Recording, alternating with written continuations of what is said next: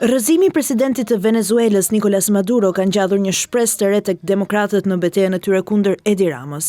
Një lajm shumë mirë dhe për shqiptarët.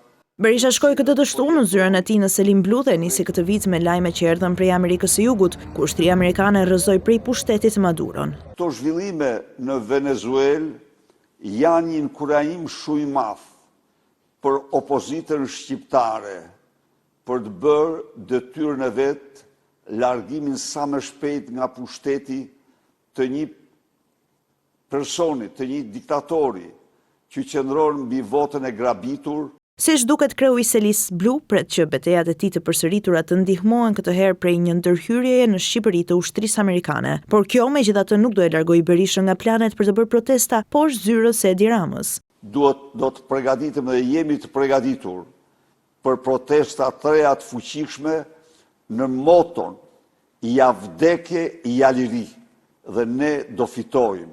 Ne sa herë kemi përdorur këtë moto kur janë kërcënuar për vdekje lirit tona. Ka ndodhur kjo në 98-ën, 99-ën, ne kemi triumfuar.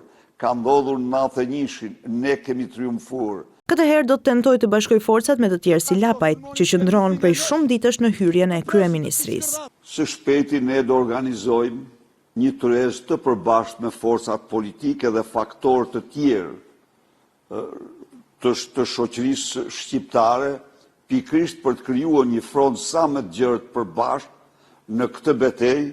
Sheshi me sa duket ka lodhur jo pak edhe zëdhënësën e Berishës, Floriana Garo, që bëri reagimin më entuziast për Venezuelën.